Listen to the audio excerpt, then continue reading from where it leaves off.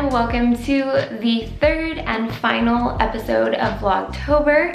I really wanted to do 4 episodes for Vlogtober, but with moving and working full-time, things got very busy, so we are only doing 3, but this one is a very special episode. I saved this one specifically for Halloween because this is the spooky reading vlog of The Shadows by Alex North.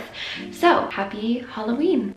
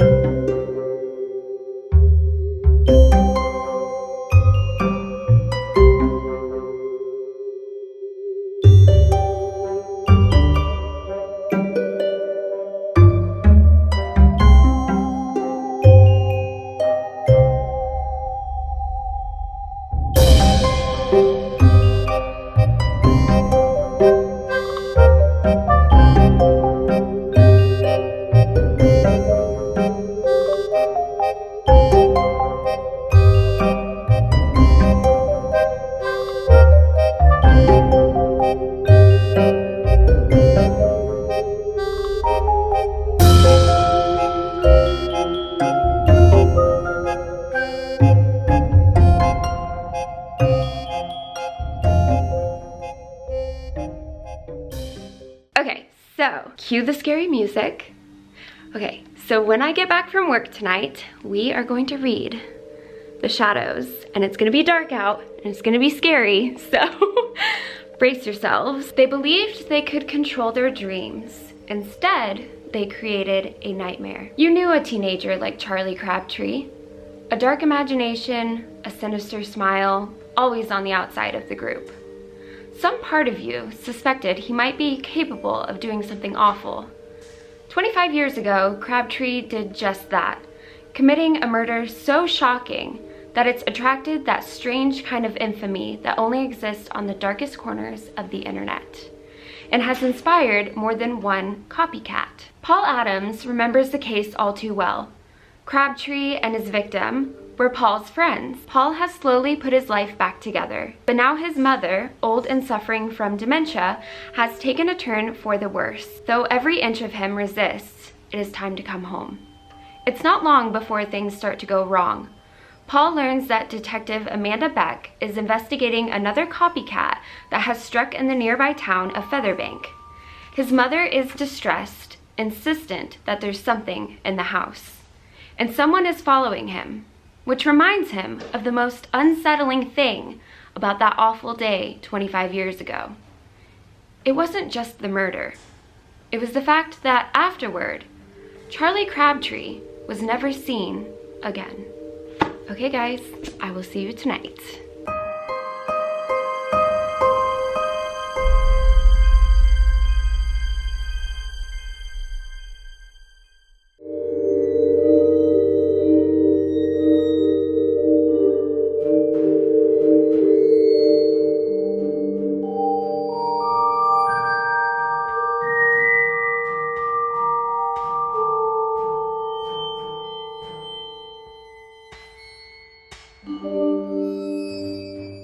I'm currently reading part 1, and Paul is home for the first time in 25 years, and he goes to visit his mother, and his mom says, "You shouldn't be here." And then she says, "It's in the house." She doesn't say what's in the house, she just says, "It's in the house." So that's really creepy. And then this story goes from past to present. So you see Paul as a teenager, and you see him and his best friend James slowly start to become friends with Charlie and Billy. And Charlie is really, really creepy. He is very obsessed with lucid dreaming. So you get the point of view of Paul, and then you also get the point of view of Detective Amanda Beck, who is on the case of the copycat murder. So she's doing research of what happened when Charlie committed murder. And it says, in the months leading up to the crime, Charlie Crabtree and Billy Roberts had become obsessed with lucid dreaming. They had kept diaries. They had believed they shared the same dreams while asleep. And over time, they had conjured up a shadowy figure that ruled over this fantasy kingdom, the killing an act of sacrifice to him. By doing so, they believed they would disappear from the real world and live all-powerful in the land of dreams forever. After the murder, the two boys walked to the nearby woods with their knives and dream diaries, took sleeping pills, and fell asleep in the undergrowth. Billy Roberts woke up hours later and staggered back to the town, where he was immediately arrested. But not Charlie Crabtree, because he had vanished off the face of the earth and was never seen again. So I am currently about 130 pages in. There is this moment where Paul is at home and he catches a glimpse of something out the window, and he decides to go outside in the forest to investigate.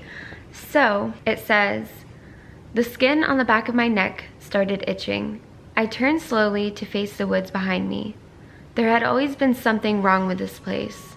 A soft thrum of energy to the land, the same as when you got too close to an electricity generator.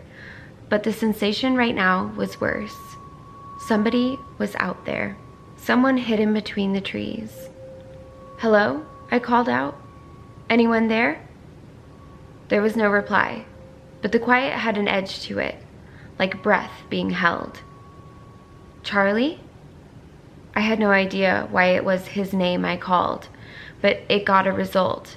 After a couple of seconds of silence, I heard foliage snap gently ahead of me on the left. I stood very still, my heart pounding. The woods were so dense in that direction that I couldn't see more than a few feet. But the sound hadn't come from far away. Whoever was out there was still close by. I could not believe he went out there in the woods at night. Why? Hello, I said. The man did not reply. I looked closer and saw he was wearing what appeared to be an old army jacket, worn away at the back of the shoulders so that the fabric stuck out in feathery tufts. And as I listened, I could hear him breathing. No, I thought. No, no, no. Although a part of me wanted to move closer, my body wouldn't respond. I felt as rooted in place as the trees to either side of me. I reached up and pinched my nose. I wasn't dreaming. And then, just like that, the man moved away between the trees. I stared after him in horror, but he was out of sight almost immediately. Then the world fell silent. I stood there, my heart hammering. And just as Charlie's name seemed to have come from nowhere a moment ago, a thought came to me now that was similarly unbidden, that what I had just seen hadn't been a man at all, that it was something that had dragged itself out of the depths of the shadows to visit me, and was now returning to its home among the trees.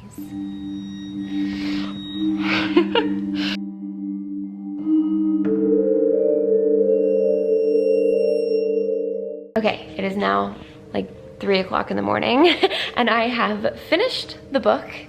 So I don't want to give any major spoilers, but I will say that you do find out what happens with Charlie.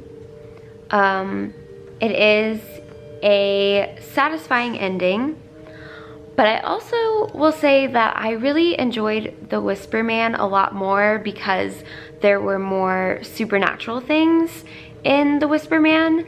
This one was more like a crime detective story.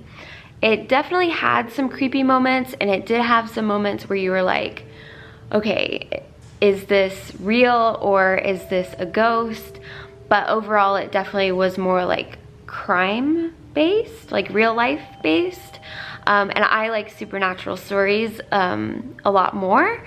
So I think overall I would give this like 3.5 out of 5 stars.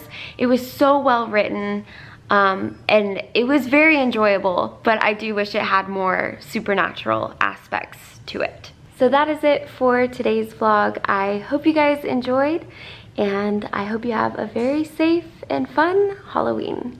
Bye!